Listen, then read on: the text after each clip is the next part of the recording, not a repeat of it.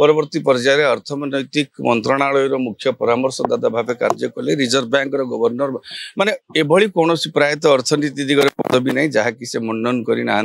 अर्थमंत्री भाव से जहाँ कर देश को परवर्ती दिग समय गोटे विराट दिशा देला नुआ दिग देला देखु गतकाली 92 वर्ष इहलीला संवरण कर भारतर जड़े प्रमुख अर्थनैतिक विशारद अर्थनीति विज्ञानी कह भारत अर्थनीतिर दशा दिशा को से परिवर्तन करते उदारीकरण अर्थनीति माध्यम रे से जो उदारीकरण अर्थनीति जो आरंभ करते तारी परिणाम स्वरूप आप देखिए भारत अर्थनीति गोटे नुआ दिगरे गति करथिला आपण समग्र विश्व जिते बड़े 2009 बेलू आपण देखिए गोटे इकोनॉमिक स्लो डाउन आरंभ हो जाइथिला से अर्थनीतिर कारण स्वरूप भारत से झटकार मध्य बाहरी पारिथिला तांकरी दूरदृष्टि संपन्न अर्थनीतिक कार्यक्रम जोगु दुई थर प्रधानमंत्री भाव से देशर सेवा करिसेंती केवल देश भितर नुहे जातीय अंतर्जातीय स्तर रे जड़े स्वनामधन्य अर्थनैतिक विशेषज्ञ भाव परिचिति थिला से अंतर्जातीय मुद्रा पांठी हो बा जड़े शिक्षाविद भाव हो तांकर जो जड़े एते माने आमर भारतर प्रधानमंत्री हेबारे तांको भली ज्ञानी गुणी तापर अवश्य अब्दुल कलाम जी आसी राष्ट्रपति भाव दायित्व नहीं किंतु भारत प्रधानमंत्री पदवी मंडन करथिबा व्यक्ति भाव रे से थिले सबुठु अधिक ज्ञानी गुणी आमायिक तथा जहाँ को राजनीति रे भद्र शांत नम्र एभली राजनीतिज्ञ बोध हुए भारतीय राजनीति रे विरल तांकरी देहांतरे निहाती भाव रे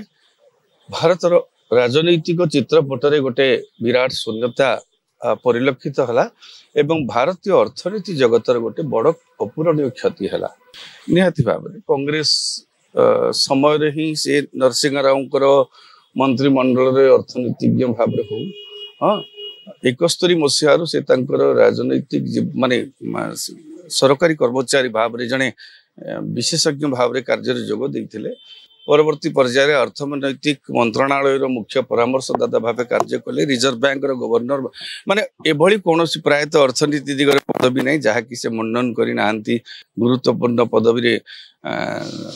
से पदवी को गर्वित करिसेंती एभली कि भारत प्रधानमंत्री भाव रे से जो भली भाव रे कार्य निष्ठार सहित नम्रतार सहित उदारतार सहित अहंकार विवर्जित भाव जो कार्य से करि जाइछंती निहाती भाव रे से भली एक अर्थनीतिज्ञ से भली एक व्यक्ति राजनैतिक व्यक्ति केबे हुए जन्म हेबे कि नहीं अनेक किसी आपन देखंतु प्रत्येक दिगरे प्रत्येक क्षेत्र रे अर्थनीति बा अर्थमंत्री भाव रे से जहाँ करि जाइथिले ताहा तो देश को परवर्ती दिग समय गोटे विराट दिशा देला नुआ दिग देला भारत को अर्थनैतिक दृष्टि गोटे स्वयं संपूर्ण करने जो प्रक्रिया जारी रहा सेटा तांकर अर्थनैतिक दूरदृष्टि जोगु संभव हो पारिथिला